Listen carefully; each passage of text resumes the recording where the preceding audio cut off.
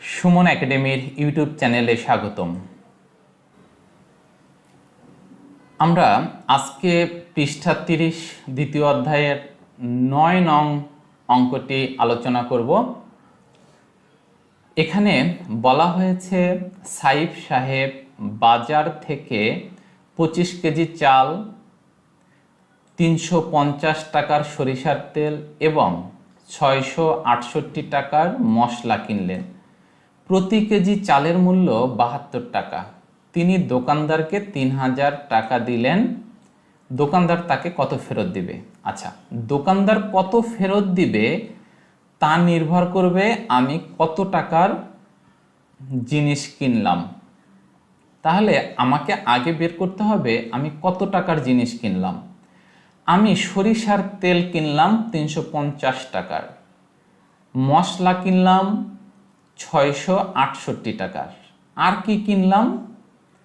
চাল কিনলাম। কিন্তু কত টাকার চাল কিনলাম এটা বলা নেই, বলা আছে 25 কেজি চাল কিনলাম। আর বলা আছে যে 1 কেজি চাল, প্রতি কেজি মানে 1 কেজি চালের মূল্য 72 টাকা। তাহলে আমাকে কি করতে হবে? চালের দামটা বের করে নিতে হবে। তাহলে চালের দামটা যদি আমি বের করি তাহলে চালের দাম, সরিষার তেলের দাম এবং মশলার দাম একসাথে করব, অর্থাৎ যোগ করব। যোগ করার পরে আমি 3000 থেকে যদি বিয়োগ করি তাহলেই পেয়ে যাব দোকানদার আমাকে কত টাকা ফেরত দিবে। এবার আগে চলো চালের দামটা বের করি।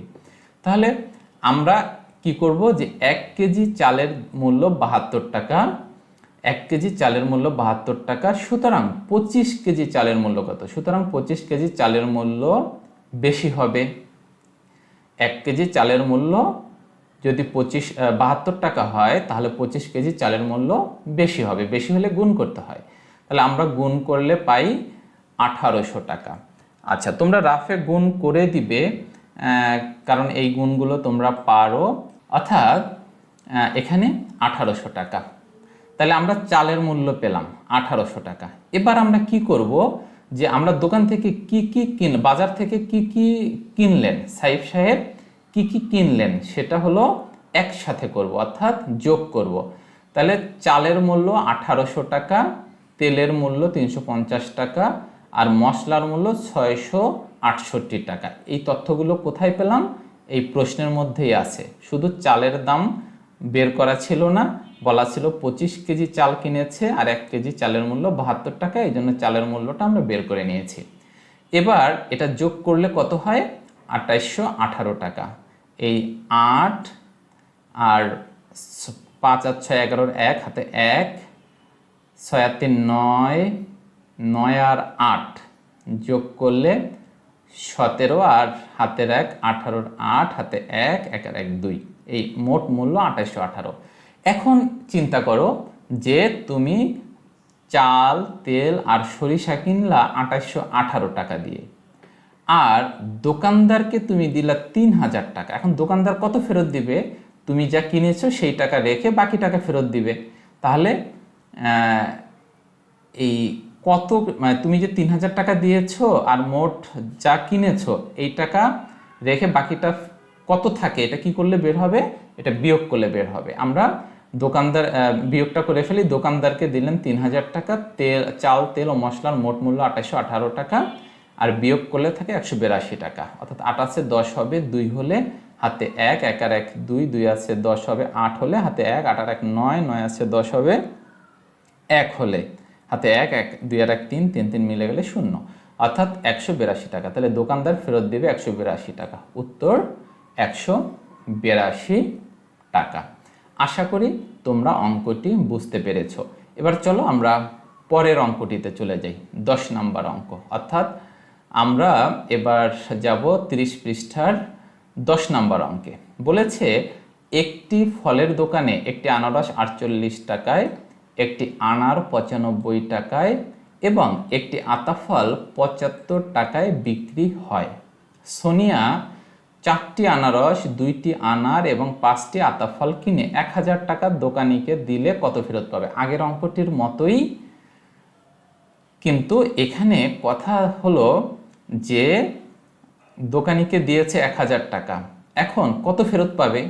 ফলের দাম যা তা রেখে দিবে। এখন চলো তাহলে আমরা বের করি যে কত টাকার ফল কিনেছে। এখন আসো, সোনিয়া 4টি আনারস কিনেছে। আনারস কিনেছে কয়টি? 4টি। তাহলে 4টি আনারসের দাম কত? তার আগে জানতে হবে একটা আনারসের দাম কত। একটা আনারসের দাম 48 টাকা। একটা আনারসের দাম যদি 48 টাকা হয়, তাহলে 4টা আনারসের দাম কত? 48 গুণ 4। তাহলে একটি আনারসের দাম 48 টাকা, সুতরাং 4টি আনারসের দাম 48 গুণ 4। 48 গুণ 4 সমান এত টাকা। এই গুণ সহজ, তোমরা গুণটি করে নিবে। আচ্ছা, এরপরে আসো, তাহলে 4টি আনারসের দাম পেয়েছি। এবার 2টি আনার কিনলো। এবার আনারের দামটা বের করি, যে একটি আনারের দাম হলো 95 টাকা। তাহলে একটি আনারের দাম যদি 95, একটি আনারের মূল্য 95টি না, এটা টাকা হবে 95 টাকা। সুতরাং 2টি আনারের মূল্য 95 গুণ 2। 95কে 2 দিয়ে গুণ করলে এত টাকা হয়, অর্থাৎ 190 টাকা হয়। তো 5 দিয়ে 10 শূন্য, হাতে 1, 9 দিয়ে 18 আর 1 19, অর্থাৎ 190 টাকা। এবার আমরা আনারের দাম পেয়ে গেলাম, অর্থাৎ আমরা আনারসের দাম পেয়ে গেলাম, আমরা আনারের দাম পেয়ে গেলাম। এবার আর কি কিনেছে? 5টি আতা ফল কিনেছে। 5টি আতা ফল, একটি আতা ফলের মূল্য 75 টাকা। তাহলে 5টি আতা ফলের মূল্য কত বের করি চলো। একটি আতা ফলের মূল্য 75 টাকা, সুতরাং 5টি আতা ফলের মূল্য 75 গুণ 5 টাকা। তাহলে 5 দিয়ে 75কে গুণ করলে কত হয়? 5 5 25 5, হাতে 2, 5 7 35 আর 2 37, অর্থাৎ 375 টাকা। 375 টাকা। এই, তাহলে আমরা এবার কি করব? 4টি আনারসের দাম, সে 4টা আনারস কিনেছে, 2টি আনারের দাম, 2টি আনার কিনেছে, আর 5টি আতা ফলের দাম, 5টি আতা ফল কিনেছে। এটা যোগ করব, যোগ করে দেখি সে কত টাকার কিনেছে। চলো আমরা যোগটা করে দিই। তাহলে ফলগুলোর মোট মূল্য, ফলগুলো বলতে যে ফলগুলো কিনেছে, মোট মূল্য কত? 192 যোগ 190 যোগ 375, 757 টাকা।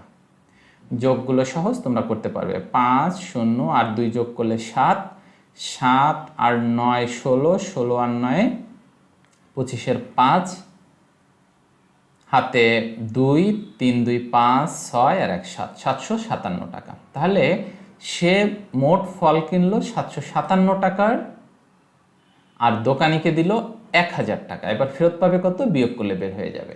তাহলে দোকানিকে দেওয়া হলো 1000 টাকা, আর ফলগুলোর মোট মূল্য 757 টাকা। সুতরাং বিয়োগ করলে আমরা পাই 243 টাকা। দোকানি ফেরত দেবেন 243 টাকা। উত্তর 243 টাকা। আশা করি তোমরা অঙ্কটি বুঝতে পেরেছো। বিয়োগটা একটু দেখো, 7 আছে 10 হবে, 3 হলে হাতে 1, 5 আর 1 6, 6 আছে 10 হবে, 4 হলে হাতে 1, 7 আর 1 8, 8 আছে 10 হবে, 2 হলে। এই হলো 243 টাকা। আশা করি তোমরা অঙ্কটি বুঝতে পেরেছো। এভাবে তোমরা অঙ্কটি করে দিবে। আচ্ছা, আমরা এবার হলো পরের অঙ্কে চলে যাই।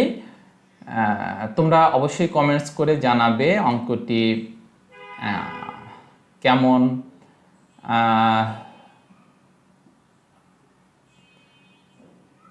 তোমরা অবশ্যই কমেন্টস করে জানাবে যে অঙ্কটি তোমরা বুঝতে পারছো কি না।